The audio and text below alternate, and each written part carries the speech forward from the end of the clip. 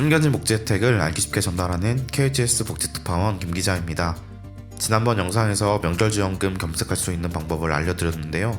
실제로 정부 24의 명절이라고 검색하면 정말 다양한 지자체에서 다양한 조건으로 지원금, 위문품, 위로금 등을 지급하고 있습니다. 오늘은 어르신들이 명절지원금을 조금이라도 빨리 받으셨으면 좋겠다는 생각에 서울과 경기를 중심으로 정리한 내용들을 알려드리고자 합니다. 뿐만 아니라 전 국민이 다 받을 수 있는 명절 혜택들도 소개해드리려고 하니까요. 오늘 영상 꼭 확인하시면 좋겠습니다. 몰라서 못 받는 복지 혜택 이젠 놓치지 말자. 구독과 좋아요, 알림 설정을 눌러주시면 보다 빠르게 소식을 받아볼 수 있습니다. 매년 설이나 추석이면 민생안전대책을 발표하는데 올해에도 명절 준비하면서 조금이라도 아낄 수 있다면 좋겠죠? 우리가 먼저 확인해야 하는 것은 바로 할인 지원입니다.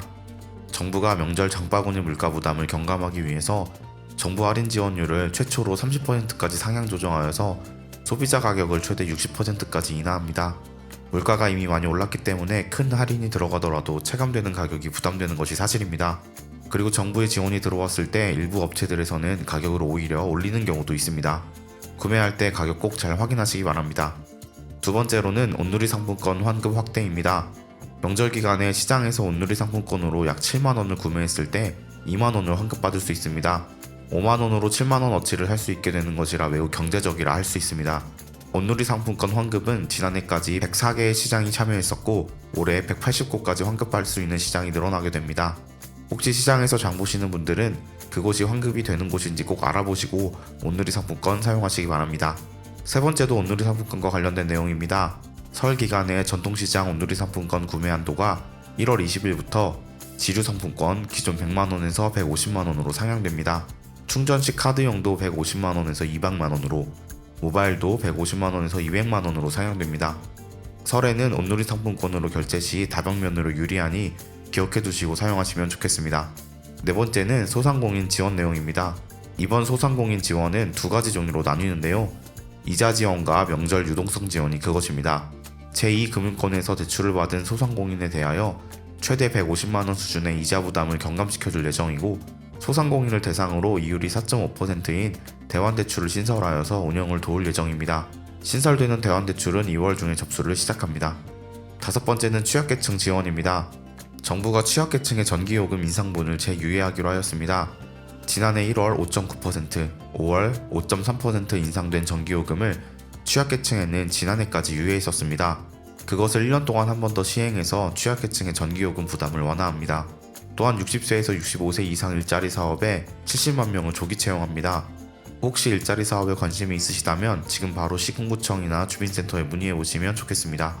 추가로 설 연휴 기간에 고속도로 통행료가 면제되고, 또한 명절에 서울이나 경기로 올라오시는 분들에 한해서 KTX와 SRT가 30% 특별 할인됩니다. 정부가 2월 여행 가는 달을 추가로 지정하여서 각종 할인을 제공합니다. 지역 관광 활성화를 위해 비수도권 대상으로 2월부터 숙박 쿠폰 20만 장을 순차로 배포하고 근로자 휴가 지원을 최대 15만 명 모집합니다. 또한 2월 중에는 국립유적지를 무료로 개방하여 여행 경비 부담을 줄일 예정입니다. 혹시 2월 중 여행 계획하시는 분들이 있으시면 반드시 확인해 보시면 좋겠습니다. 숙박 쿠폰은 2월 7일부터 발급하고 사용할 수 있습니다. 정부와 지자체에서는 이것뿐만 아니라 다양한 명절 지원금, 명절 위로금, 명절 위문품 등을 제공하고 있는데요.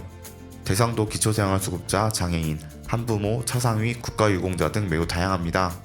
오늘은 서울과 경기 지역을 중심으로 정리된 자료를 한번 나눠드리려고 하는데요. 그 외의 지역에 사시는 분들이 있다면 정부 24에 들어가셔서 명절이라고 반드시 검색해보시면 좋겠습니다. 먼저 서울입니다. 서울시 구로구는 기초생활수급자에게 5만원을 지급합니다.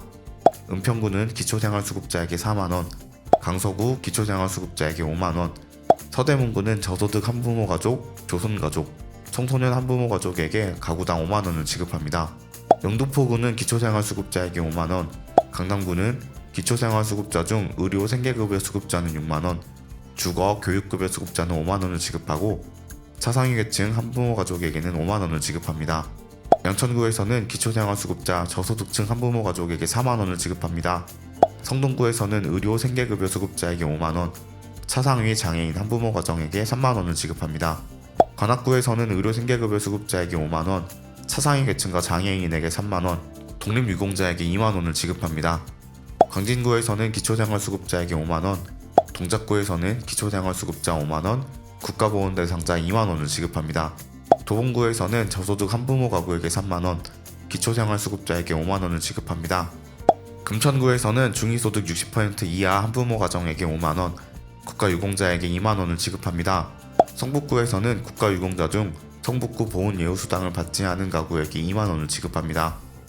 노원구에서는 장애인 거주시설 및 장애인 직업재활시설 이용 장애인에게 2만원, 기초생활수급자에게 5만원을 지급합니다. 중구에서는 기초생활수급자와 중위소득 52% 이하 한부모 가정에게 5만원을 지급합니다. 서초구에서는 한부모 가정에게 5만원, 마포구에서는 기초생활수급자에게 5만원을 지급합니다. 송파구에서는 국가보훈대상자에게 2만원, 가정위탁세대에게 5만원, 한부모 가정에게 3만원을 지급합니다.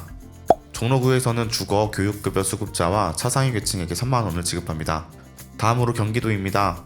의정부에서는 생계 의료급여를 받는 65세 독거노인에게 1만 5천원, 만 65세 이상 노인 부부에게 2만 5천원, 만 18세 미만 아동과 거주하는 노인 아동세대에게 3만원을 지급합니다.